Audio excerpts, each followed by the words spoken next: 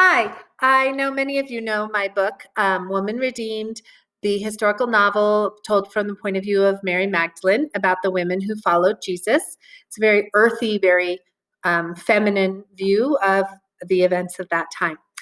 I thought I would try something different as we've been doing all these video classes and video lessons, that I would do a reading of the Christmas night as told from the point of view of Mother Mary.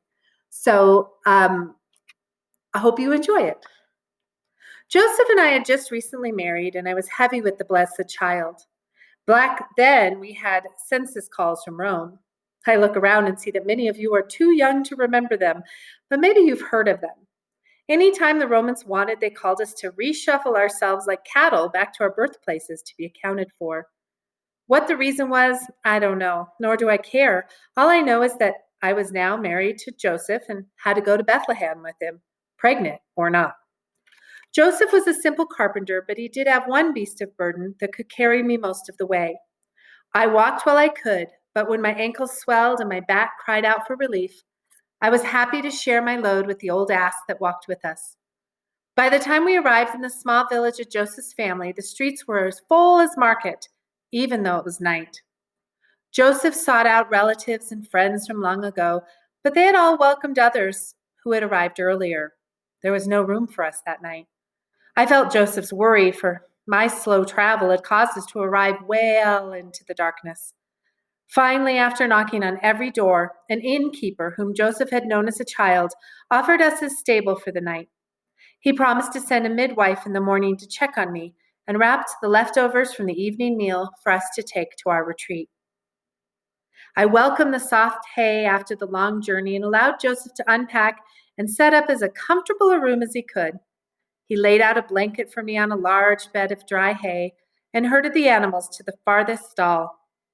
Unfortunately, that did not free us from the stench. I remember watching Joseph set up our things and holding my tongue as he worked to remember how I had laid out the blankets and unpacked the food in the rooms we had stayed in the nights before. He knew I could not work this night and dutifully completed all of my tasks.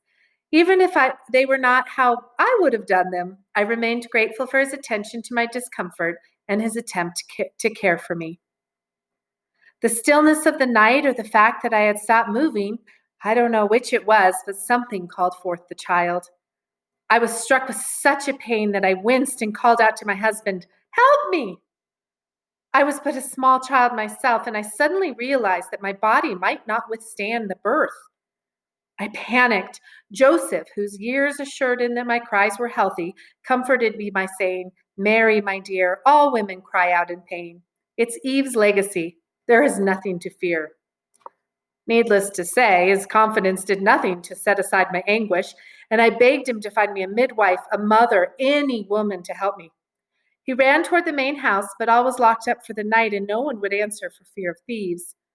And so he returned alone. Really realizing he was to deliver the babe himself, he paled as my water broke, soaking the hay, the blankets, and his cloak. Never has there been a worse midwife. He groped blindly under my coverings, afraid to look at my bleeding and splitting body. When finally he cried out, "I found him! He is coming!" I began to push with all my strength, and finally, somehow, we were able to bring our Lord into this world. It was near morning, and Joseph left me as soon as dawn came to fetch the woman of the house. A plump, older woman showed up carrying a bucket of water herself, as Joseph's hand still shook. We cleaned the babe while my dear husband returned to the realm of men and refused to enter the room until all was cleansed.